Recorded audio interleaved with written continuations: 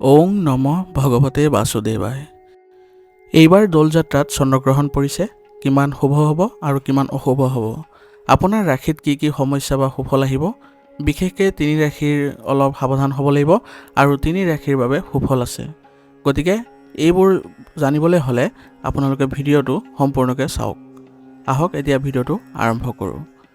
চন্দ্ৰগ্ৰহণ এক গুৰুত্বপূৰ্ণ জ্যোতিষীয় ঘটনা যিয়ে চন্দ্ৰ আৰু সূৰ্যক শক্তিক প্ৰভাৱিত কৰে। এইবাৰ দোল যাত্ৰাৰ দিনা চন্দ্ৰগ্ৰহণ হোৱাৰ বাবে আধ্যাত্মিক আৰু মানসিক দিশত বিশেষ পৰিৱৰ্তন হ'ব। বিশেষকৈ কিছু ৰাশিৰ বাবে গ্ৰহণ শুভ হ'ব, আনহাতে কিছুমান ৰাশিৰ বাবে সতৰ্কতা লোৱাটো উত্তম হ'ব। গতিকে প্ৰথমতে আমি জানি লওঁ কোন তিনি ৰাশি বেছিকৈ প্ৰভাৱিত হ'ব আৰু তেওঁলোকে কি কি সাৱধানতা অৱলম্বন কৰিব লাগিব। আহক আৰম্ভ কৰোঁ। সাৱধানতা ল'ব লগা প্ৰথম ৰাশিটো হৈছে কৰ্কট ৰাশি। চন্দ্ৰগ্ৰহণৰ ওপৰত প্ৰভাৱ পৰিব আপোনাৰ ৰাশিত আৰু কৰ্কট ৰাশিৰ স্বামী গ্ৰহ হ'ব চন্দ্ৰ। আৰু এই সময়ত আপোনাৰ মানসিক অশান্তি, ধৈৰ্যৰ অভাৱ ঘটিব আৰু আত্মবিশ্বাসো হ্ৰাস পোৱা দেখা যাব। গতিকে সতৰ্ক কি কি দিশত হ'ব। পৰিয়ালৰ বিষয়ত মনোমালিন্য বৃদ্ধি পোৱাৰ সম্ভাৱনা আছে। গতিকে পৰিয়ালকেন্দ্ৰিক বিবাদৰ পৰা আপুনি অলপ মুক্তি পাবলৈ হ'লে বা সকাহ পাবলৈ হ'লে অলপ আপুনি সংযমতা বজাই ৰাখিব লাগিব। নতুন যি সম্পত্তি কিনাৰ ক্ষেত্ৰত আপোনাৰ পৰিকল্পনা আছিলে সেইবোৰ অলপ দিনৰ কাৰণে আপুনি পিছুৱাই দিয়ক। আৰু শাৰীৰিক ক্লান্তি অনুভৱ কৰিব। গতিকে বিশেষকৈ আপোনাৰ মুড চুইং আদি হ'ব পাৰে। গতিকে শাৰীৰিকভাৱে আপুনি অলপ সতৰ্ক হ'ব লাগিব। এইবোৰ ক্ষেত্ৰত আপুনি ভাল ফল পাবৰ হ'লে উপায় হ'ব শিৱলিংগত জল অৰ্পণ কৰক প্ৰতি সোমবাৰে আৰু ওম চন্দ্ৰায় নম মন্ত্ৰ 21 বাৰ জপ কৰিব। গতিকে এইবোৰ ক্ষেত্ৰত আপোনালোকে অলপ সতৰ্ক হ'লে এই গ্ৰহণ আপোনালোকৰ বাবে অলপ সকাহ দিব। ধন্যবাদ। আপোনালোকে কমেণ্টত ওং নমঃ শিৱায় লিখিবলৈ নাপাহৰিব। এতিয়া দ্বিতীয় আপোনালোকৰ ৰাশি হৈছে সাৱধানতা অৱলম্বন কৰিব লগা বৃশ্চিক ৰাশি। বৃশ্চিক ৰাশিৰ অধিপতি গ্ৰহ হৈছে মংগল, যি শক্তিশালী কিন্তু আক্ৰমণাত্মক হয়।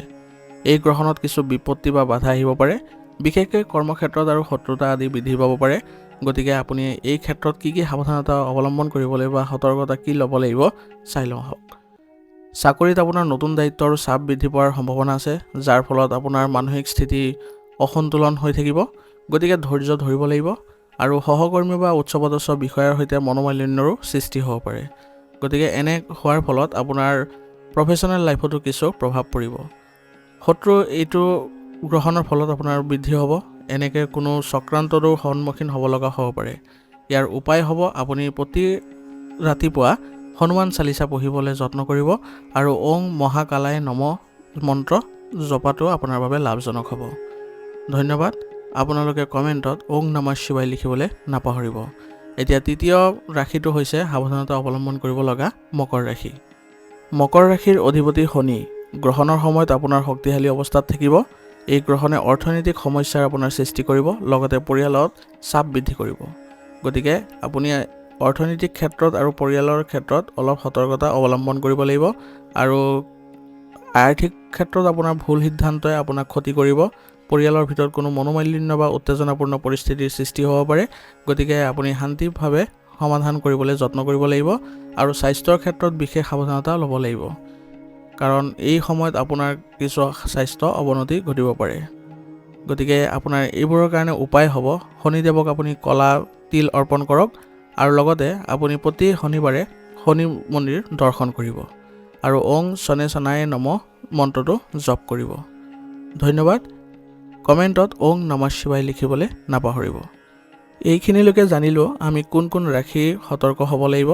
এতিয়া আহক কোন তিনি ৰাশিৰ বাবে এই গ্ৰহণ শুভকাৰক হ'ব সেই বিষয়েও জানি লওঁ। প্ৰথম শুভ ৰাশিটো হ'ব বৃষ ৰাশি। বৃষ ৰাশিৰ জাতকৰ বাবে এই গ্ৰহণৰ শুভ প্ৰভাৱৰ ফলত আপোনালোকৰ ধন আগমন ঘটিব আৰু নতুন চাকৰি বা সুযোগো লাভ কৰিব। আৰু আপোনালোকৰ সম্পৰ্কত কিছু জটিলতা যি আছিলে সেইবোৰো নাইকিয়া হ'বলৈ ধৰিব। আৰু পৰিয়ালকেন্দ্ৰিক যিবোৰ বিবাদ আছিলে সেইবোৰো নাইকিয়া হৈ আপোনালোকৰ সম্পৰ্কত পুনৰ মধুৰতাৰ সৃষ্টি হ'ব। ব্যৱসায়িক ক্ষেত্ৰতো আপোনালোকে আগবাঢ়িব পাৰিব। পৰিকল্পনাবোৰ আপোনালোকে এই সময়ত ৰূপায়ণ কৰাটো আপোনালোকৰ বাবে ভাল হ'ব, কাৰণ যিহেতু আপোনালোকৰ গ্ৰহণৰ শুভ প্ৰভাৱ দেখা পাব। সম্পত্তিৰ ক্ষেত্ৰতো আপুনি ভাল প্ৰতিফলন দেখা পাব আৰু সন্তোষজনক আপোনালোকৰ ধন লাভ হ'ব, কিন্তু অপ্ৰয়োজনীয় খৰচবোৰ নিয়ন্ত্ৰণ কৰিব। বিবাহিতসকলৰ বাবেও সুখময় সময় আহিব আৰু অবিবাহিতসকলৰ বাবেও শুভ বিবাহৰ যোগ আহিব। গতিকে এই ক্ষেত্ৰত আপোনালোকৰ মানসিকভাৱেও আপোনালোকে কিছু সুস্থ অনুভৱ কৰিব। আৰু দেশত আপোনালোকৰ কোনো ধৰণৰ ক্লান্তি নাথাকে আৰু আপোনালোকে সক্ৰিয় হৈ থাকিবলৈ সক্ষম হ'ব আৰু যিবোৰ আপোনালোকৰ শাৰীৰিক সমস্যা জড়িত হৈ আছিলে বা সমস্যা অনুভৱ কৰি আছিলে সেইবোৰো আপোনালোকে সকাহ পাব। ধন্যবাদ। এই গ্ৰহণৰ আপোনালোকে শুভ সুযোগবোৰ ল'বলৈ যত্ন কৰিব আৰু লক্ষ্মী দেৱীৰ পূজা কৰিলে আপোনালোকে আৰু অধিক শুভ ফল লাভ কৰিব। কমেণ্টত ওং নমঃ শিৱায় লিখিবলৈ নাপাহৰিব। দ্বিতীয় শুভ ৰাশিটো হৈছে সিংহ ৰাশি। সিংহ ৰাশিৰ জাতকৰ চন্দ্ৰগ্ৰহণৰ ফলত আপোনালোকৰ কৰ্মজীৱন, সম্পত্তি আৰু মানসিক স্থিতিত আপোনালোকে অভূতপূৰ্ব ভাল ফলাফল লাভ কৰিব। আপোনালোকৰ আত্মবিশ্বাস বৃদ্ধি পাব আৰু আপুনি সামাজিকভাৱেও কিছু স্বীকৃতি লাভ কৰিব আৰু উচ্চ ব্যক্তিৰ সহায়ত আপোনাৰ যি ব্যক্তিগত সমস্যা আছিলে সেইবোৰো আপোনালোকে সমাধান কৰিবলৈ সক্ষম হ'ব। ব্যৱসায়িক দিশত দেখা গৈছে আপোনাৰ নতুন আপোনালোকে ব্যৱসায় আৰম্ভ কৰাৰ সক্ষম হ'ব আৰু কৰ্মক্ষেত্ৰত উন্নতি হোৱাৰো যোগ আৰম্ভ হৈছে। সম্পত্তি বা গৃহ যি আপোনালোকৰ ৰক্ষণাবেক্ষণ বা নতুন সংস্কাৰৰ ক্ষেত্ৰত আপোনালোকে এইবাৰ ভাল ফলাফল লাভ কৰিব। প্ৰেমৰ সম্পৰ্ক আপোনালোকৰ উন্নত হ'ব। আপোনালোকৰ বিবাহিতসকলৰ বাবে নতুন খবৰ আহিব, যাৰ ফলত আপোনালোকৰ পৰিয়ালত কিছু আনন্দৰো সৃষ্টি হ'ব। স্বাস্থ্যৰ ক্ষেত্ৰত আপোনালোকে অলপ সকাহ অনুভৱ কৰিব আৰু আপোনালোকে সক্ৰিয় হৈ থাকিবলৈ সক্ষম হ'ব। এই গ্ৰহণৰ শুভ প্ৰভাৱৰ কাৰণে আপোনালোকে আৰু অধিক ব্যক্তিগতভাৱেও সকাহ পাব। গ্ৰহণৰ শুভ প্ৰভাৱ বৃদ্ধি কৰিবলৈ হ'লে আপোনালোকে সূৰ্যায় নম মন্ত্ৰ 21 বাৰ জপ কৰিব। ধন্যবাদ। কমেণ্টত ওং নমঃ শিৱায় লিখিবলৈ নাপাহৰিব। এতিয়া তৃতীয় ভাগ্যশালী ৰাশিটো হৈছে ধনু। ধনু ৰাশিৰ বাবে এই গ্ৰহণ আপোনালোকৰ বাবে লাভজনক পৰিস্থিতিৰ সৃষ্টি কৰিছে। বিশেষকৈ যিসকল শিক্ষাৰ্থী তেওঁলোকৰ ক্ষেত্ৰত উন্নতি দেখা গৈছে। বিদেশ যাত্ৰাৰো আপোনালোকে সুযোগ পাব।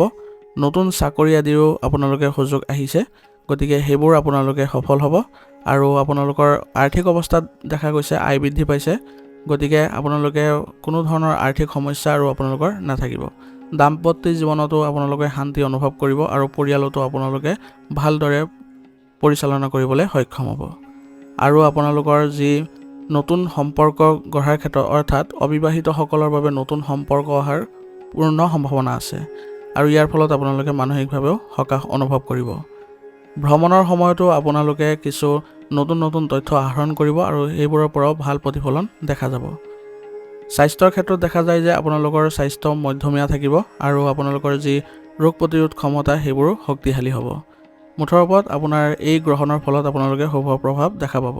গ্ৰহণৰ আৰু অধিক সুফল পাবলৈ হ'লে আপোনালোকে ওং বৃহস্পতিয়ে নম মন্ত্ৰ জপ কৰিব। আপোনালোকৰ আৰু অধিক ভাল ফল লাভ কৰিব। ধন্যবাদ। কমেণ্টত আপোনালোকে ওং নমঃ শিৱায় লিখিবলৈ নাপাহৰিব। আজিৰ ভিডিঅ'টো ইয়াতে সমাপ্ত কৰিছোঁ। যদি ভিডিঅ'টো ভাল লাগিছে তেনেহ'লে লাইক কৰিব আৰু চেনেলত যদি নতুন হৈ আহিছে তেনেহ'লে চেনেলটো ছাবস্ক্ৰাইব কৰি ল'ব আপোনালোকৰ এনে ধৰণৰ ভিডিঅ'বোৰ পাই থাকিবলৈ।